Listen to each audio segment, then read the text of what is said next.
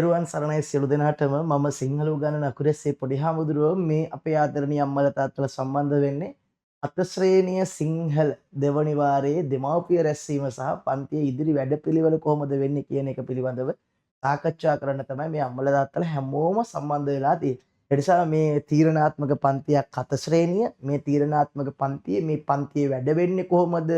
Tute ටික ගෙන්න ගන්නේ කොහොමද? පන්ති පීස් ගෙවා ගන්නේ කොහොමද? ඔය කියන ප්‍රශ්න සියල්ලටම මේක ඇතුලේ විසඳුම තියෙනවා. ඒ නිසා ඔන්න මේ පන්තියේ දෙමව්පිය රැස්වීම තියෙන්නේ 7 ශ්‍රේණිය හොඳට බලා ගන්න මේකේ වෙන්නේ මොකක්ද කියන කාරණා.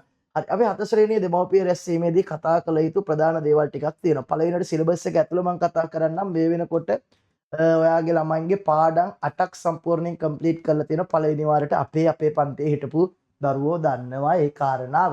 විශේෂතම දේ තමයි මේ අර 6න් 7ට එනකොට සරලව තේරෙන විදිහට කිව්වොත් ස්විම් පූල් එකක අඩි දෙකක් තුනක් පීන හිටපු දරුවෙක් එකපාරට ස්විම් පූල් එකේ ඩීප් එකට දැම්මා වගේ කතාවක් තමයි 7 ශ්‍රේණියේ සිංහල අච්චුපත ගත්තම. ඒ තරම් ගැඹුරු ඉගෙන ගන්න ගොඩක් දේවල් තියෙන පන්තියක් තමයි මේ පන්තිය කියන එක මතක තියාගන්න ඕන. ඒ අතර මේ පළවෙනි වාරේ මේ අක්ෂරමාලාව සහ අක්ෂර වින්‍යාස කියන පාඩම අතිශය තීරණාත්මක පාඩමක් වෙනවා ඉදිරි අනාගතයට. හරි අපි මේ කතා කරන්නේ දැන් දෙවනි වාරේ පාඩම. දෙවනි වාරේ අපි ගත්තට පස්සේ 9 පාඩම තිලමුට්ටි ජාතකයේ අපේ ලෝහ තාක්ෂණයේ යට ගියාව ප්‍රායෝගික ලේඛන දිනා කුමාරි වාක්‍ය රචනය නිවේදනයේ ලොවට තර්ජනයක් වූ විද්‍යුත් අපද්‍රව්‍ය සහ සකිසඳ පෙනේ සමනලගල නැගෙනහිර කියන පාඩම් ටික තමයි මේක ඇතුළතදී අන්තර්ගත වෙලා තියෙන්නේ. එතකොට මෙන්න මේ පාඩම් කොච්චර ප්‍රබල පාඩම්ද? තිලමුට්ටි ජාතකය කියන්නේ ජාතක කතාවක් පිළිබඳව කියලා දෙනවා. ජාතක කතාවක මොනවද තිබිය යුත්තේ කියන ලක්ෂණ ටික එන සම්පූර්ණයෙන්ම ඕක ඇතුළේ උගන්වනවා. ඊට අපේ ලෝහ තාක්ෂණය යට ගියාව කියලා කියන්නේ සම්පූර්ණයෙන්ම තේරෙන විදිහට කිව්වොත් අපේ අතීතයේ ලෝහ පාවිච්චි කරපු විදිහ. ඊට මේ ප්‍රායෝගික ලේඛන ගත්තම අතිශය තීරණාත්මක පාඩමක් තමයි මේ ප්‍රායෝගික ලේඛන කියලා කියන්නේ. ඒ කියන්නේ තේරෙන විදිහට මේක තේරෙන්න කිව්වොත් අපි කිව්වමද තාම 7ේනේ යම් තව අවුරුදු 4කින් O level යන්නේ මේ තියෙන සිලබස් එකකින් ඔයාලගේ ළමයා විභාගෙ ලිව්වොත් එයාලට අනිවාර්යෙන් පැය 5ක් විභාගෙ ලියන්න වෙනවා. ඒ පැය 5ක් විභාගෙ ලියනකොට MCQ 40යි ඊළඟට ව්‍යාකරණ ප්‍රශ්න 5යි පැය 2යි ඊළඟට සාහිත්‍ය ප්‍රශ්න 5යි පැය 2යි ඕ විදිහට තමයි නිර්මාණය වෙන්නේ. අන්නේ ව්‍යාකරණ ප්‍රශ්න පත්‍රයේ පස්වෙනි ප්‍රශ්නේ විදිහට තමයි ප්‍රායෝගික ලේඛනේ එන්නේ. රාජකාරී ලිපි ලියන්නේ කොහොමද?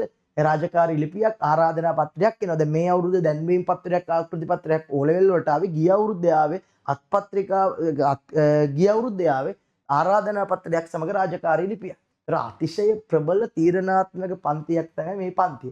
දැන් මේ රාජකාරී ලිපි අපි ගත්තට පස්සේ අපි ඉගෙන ගත්ත කාලේ වාට මතකයි අම්මට තාත්තට මෙහෙම බොක්ස් එක ඇතුලේ මෙහින් පටන්ගෙන ඊට පස්සේ මෙහෙට ගිහිල්ලා ආයි මෙහෙට ගිහිල්ලා ඔහොම දාලා ඔහොම නෙලිව්වේ. ඕකනේ ආකෘතියක් විතර වෙන්නේ.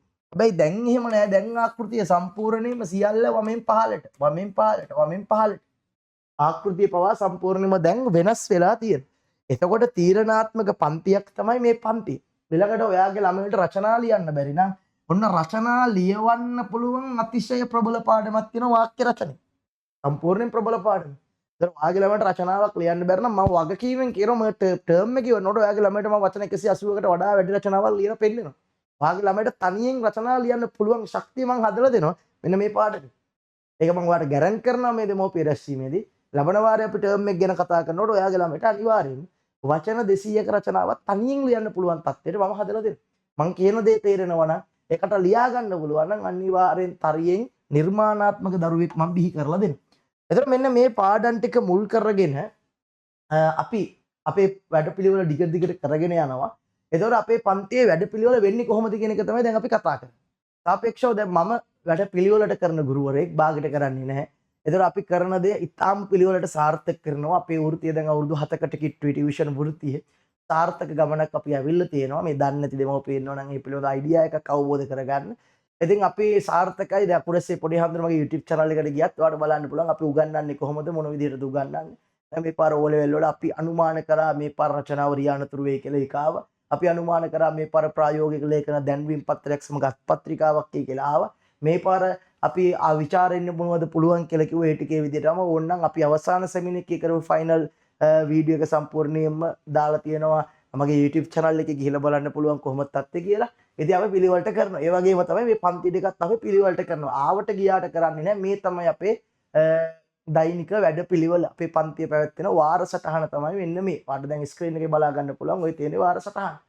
හත ශ්‍රේණිය අපි තිලමුට්ටි ජාතකයේ අපේ ලෝහ තාක්ෂණයේ ප්‍රායෝගික ලේඛනය සිනහ කුමාරි වාක්‍ය රචනය නිවේදනය ලෝහට තර්ජනයක් වූ විද්‍යුත් අපද්‍රව්‍ය සැකසඳ පෙනේ සමනල කර පේනෝනේ දවසින් දවස මෙන්න මේ දවසේ මේ විදිහට වෙනවා. එතකොට දෙවනි වාරයේ රජය ඉවර වෙන්න තියෙන ජූලි 20 අපි දෙවනි වාරයේ ජූලි 15 වෙනකොට විභාගෙ තියලත් ඉවරයි. අපි ජූලි 8 වෙනකොට විභාගෙ කියන්නේ සිලබස් සම්පූර්ණයෙන්ම කවර් කරලා ජූලි 15 වෙනිදා අපි දෙවනි වාරයේ විභාගයේ MCQ 100 ප්‍රශ්න පත්‍රය සාකච්ඡා කරනවා. පැහැදිලිද? ඒතර මුළු පාඩම් 17ම 16ම මුල් කරගෙන තමයි අපි ඒ පාඩම් ටික සම්පූර්ණයෙන්ම නිර්මාණය කළ කියන විභාග ප්‍රශ්න පත්‍රය නිර්මාණය කරලා දෙන්නේ. ඒ අවස්ථාවත් ඔයාලා ළමයිට තියෙනවා. ඉතින් මේ තමයි අපේ වැඩසටහන. ඊළඟට අලුතෙන් මේ පන්තිය සඳහා සම්බන්ධ වෙන දරුවෙක් නම් ඒ දරුවා මෙන්න මේ පොත් ලිස්ට් එක ගන්න ඕනේ. ඔය තියෙන පොත් ලිස්ට් එක. පිටු 400 CR පොතක්, පිටු 200 CR තනිරූල් පොතක්, පිටු 20 තනිරූල් පොතක්, පිටු 80 තනිරූල් පොතක්, පිටු 20 නෝට්බුක් එකක්. ඇයි හාමුදුරනේ 7 වසර ශ්‍රේණියට 400 පොතක්, 7 ශ්‍රේණිය දරුවෙක්ට 400 පොතක් ඇයි කියලා ඇහුවොත් විශේෂම දේ තමයි අපි අවුරුද්දෙන් අවුරුද්දට පොත් මාරු කරන්නේ නැහැ. දැන් 8ට ගියා 9ට ගියා කියලා පොත් මාරු වෙන්නේ නැහැ. ඔය ටික දිගට කම්ප්ලීට් කරගෙන අපි ඉස්සරහට යනවා. ඒ නිසා පාසල් පෙළපොතේ තියෙන අවබෝධ ලිඛිත අභ්‍යාස ඕක ඇතුළත් වෙනවා. ඊළඟ ව්‍යාකරණ පාඨ ටික සම්පූර්ණයෙන්ම පිටු 200 CR පොතේ ගන්නවා. ඊළඟ ඔයාගේ ළමයාගේ අකුරු කැතයි නම් අපි පිටපත් ලිවීම ලියලා අකුරු ටික ඔයාගේ ළමයට සකසලා දෙනවා. ඊළඟ පිටු 80 තනිරූල් පොතක් රචනා ලියන්න. ඊළඟ පිටු 20 නෝට්බුක් එකක් ඔන්න ඔය විදිහට පොත් ලිස්ට් එක ඕන. මේ පොත් ලිස්ට් එක අරගෙන කවරදාගෙන පැමිණෙන අතිශය ප්‍රබලයි. වැදගත්ම දේ තමයි අපේ පන්තියේ පිළිවෙල කියන එක තියෙන්න ඕන. පිළිවෙල නැත්තම් පන්තියෙන් අපි අයින් කරනවා. ඒක අනිවාර්යයෙන්ම කරන දෙයක්. නිසා පිළිවෙල පොඩි පන්තිය නම් අපි හදාගෙන ඉදිරියට යනවා. ඊළඟට ඔයාලගේ ළමයින්ට මෙන්න මේ පාඩම් මුල් කරගෙන හදලා තියෙනවා ටියුට් එක. ඔන්න දැන් මගේ පන්තියේ ටියුට්. හරි මේ අපේ සාහිත්‍ය ටියුට් එක සාහිත්‍ය ටියුට් එකේ මේ සම්පූර්ණම ජාතක කතාවක් යනු මොකක්ද ඒ පිළිබඳ සවිස්තර විස්තර ටික දීලා තියෙනවා. ජාතක කතාවක ප්‍රධාන ලක්ෂණ, තිලමුට්ටි ජාතකය, ඔය ආදි වශයෙන්. එයාට මෙයාට තියෙන වැදගත් පාඩමක් තමයි අපේ ලෝහ තාක්ෂණය. ආදි මානවයා ජීවත් වෙච්ච විදිය කොහොමද ජීවත් වුනේ? ෆොටෝ එකේ ඉඳන් සම්පූර්ණයෙන්ම දාලා හදලා තියෙනවා. එයාලා භාවිතා කරන ශිලාමය වල ව්‍යවහාර සත්වයට කටු මැටි වර්ග මේ සියල්ල මේක තුළ අන්තර්ගත කරලා හදලා දීලා තියෙනවා. ඊළඟට අපේ මේ අතීතේ භාවිතා කරන්නට ලෝහ වලින් සකස් කරගත්ත දේවල්, ඊළඟට පැරණි ලෝහ තාක්ෂණය භාවිතා කරපු දේවල් සවිස්තරව මේක ඇතුලේ අන්තර්ගත කරලා ලෝහ නිස්සාරණය වෙන්නේ කොහොමද? නිස්සාරණය කරනකොට භාවිතා කරන උදුන මේවා සම්පූර්ණයෙන්ම සවිස්තරව මේ ටියුට් එක ඇතුලේ අන්තර්ගත කරලා තියෙනවා. ඉතින් මේ මම කිව්වා ලංකාවේ හොඳම ටියුට් තියෙන්නේ මේවයි කිය. මේක ඇතුලේ කියන එක මම එකයි කියන්නේ. අපි පිළිවෙලට වැඩ කරනවා. මේ චන්දරත්න මානවසිංහ ශූරීන්ගේ නිර්මාණ. එතුමා කියන්නේ කවුද? එතුමා සිනහ කුමාරි පද්‍ය පන්තිය නිර්මාණය කරලා තියෙන එකේ කියවෙන්නේ මොකක් ගැනද? සියල්ලම දීලා තියෙන. ඊළඟ මේ ශ්‍රීපාදයේ සම්බන්ධ. ශ්‍රීපාදයේ ඓතිහාසික පසුබිම් ගැන, මේකේ තියෙන ජනප්‍රවාද, ශිව භක්තිකයන්, ඒ වගේම බෞද්ධ අපි ඔය ආදි වශයෙන් විවිධ ආගම් අදහන අය ශ්‍රීපාදේ යනවා. ඉතින් යන අය මේකට එහෙම නම් වලින් ආමන්ත්‍රණය කරනවා. හේතු මොනවද? මේ සියල්ල මේ සාහිත්‍ය ටියුට් එක ඇතුලේ තියෙනවා. මේ තියෙන ඔයාලගේ ළමයින්ට හම්බ වෙන සාහිත්‍ය ටියුට් එක. පැහැදිලි? ඒක ඇතුලේ ඔය පෙන්නපු ටික ඔය විදිහටම පිළිවෙලට තියෙනවා. ඔය ටික ඔය විදිහටම මේ සම්පූර්ණයෙන් පේනවනේ. අලය කළා සකසලා පිළිවෙලට ඒ විදිහටම හදලා කරලා තියලා තියෙන මේවා ඉතාලම පිළිවෙලට හදලා තියෙන ටියුට්. ඊළඟට ඔයාලගේ ළමයින්ගේ ව්‍යාකරණ පැත්ත අපි ගත්තට පස්සේ ව්‍යාකරණ සම්පූර්ණයෙන්ම සකසලා තියෙන ව්‍යාකරණ වලට අවශ්‍ය කරන දේවල් ටික මේ තියෙන ව්‍යාකරණ ටියුට් එක. ප්‍රායෝගික ලේඛන රාජකාරී ලිපියක් ලියන්නේ කොහොමද? ලියනකොට භාවිතා කරන්නේ මොනවද?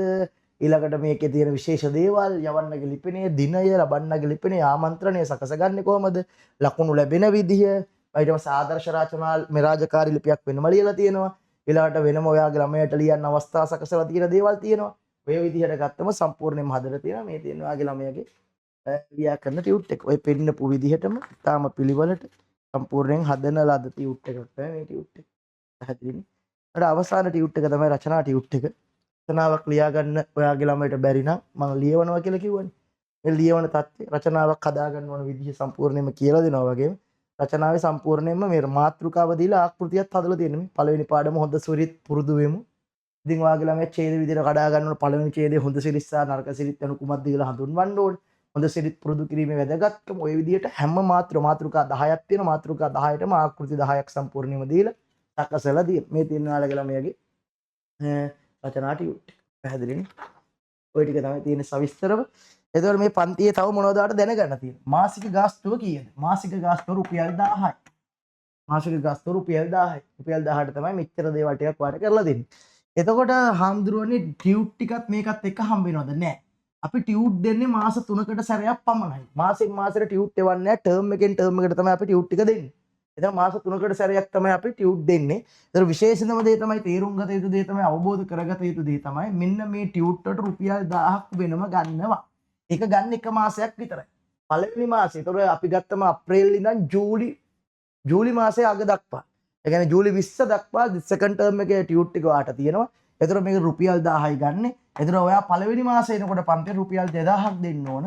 ඊට පස්සේ මාසිකව රුපියල් 1000 ගන්න යන්නේ. මේ රුපියල් 2000ට යමතර ගැනීම නැහැ. නිබන්ධන ගෙදරට ගේනවා කියලා වෙනම සල්ලි ගන්න. ඒ මුකුත් නැහැ. ඔය ඔක්කොටම ඔය රුපියල් 1000 ඇතුලේ අන්තර්ගත වෙලා තියෙනවා. කතන්දරේ පැහැදිලිනේ. එතකොට ඔයාලා මුදල් ගෙවුවත් නිබන්ධන ගෙවනකොටත් දරුවගේ නම ශ්‍රේණිය රිසිප් පත අනිවාර්යයෙන්ම දැමිය යුතුයි. දාන්න ඕන 076යි 60යි 65යි 078 කියන අපේ WhatsApp අංකයට. ඊළඟට ගෙදරට නිබන්ධන ගෙන්නනවා නම් ලිපිනේ අනිවාර්යෙන් පැහැදිලි සිංහල අකුරෙන් එළපුරු වරහා ටයිප් කරලා එවන්න. ඔය ටික තමයි අර දැනුවත් කරන්න තියෙන්නේ. ඉතින් ඔයාලට මොනවා හරි ප්‍රශ්නයක් ගැටලුවක් තියෙනවා නම් මෙන්න 076 60යි 65යි 078 අපේ WhatsApp අංකයෙන් ඔයාලට පුළුවන් තොරතුරු දැනගන්න. එහෙනම් ඔන්න දෙමව්පිය රැස්වීම අවසන්. එහෙනම් මේ පන්තිය ගැන ඔයාලට විශ්වාසයක් තියෙනවා නම් එන්න මම ඔයාගේ ළමයාගේ සිංහල ටික අනිවාර්යෙන් ගොඩ දාලා දෙනවා. එහෙනම් ගිහින් එන්නම්. තෙරුවන් සරණයි. මම අකුරැස්සේ පොඩි හාමුදුරුවෝ.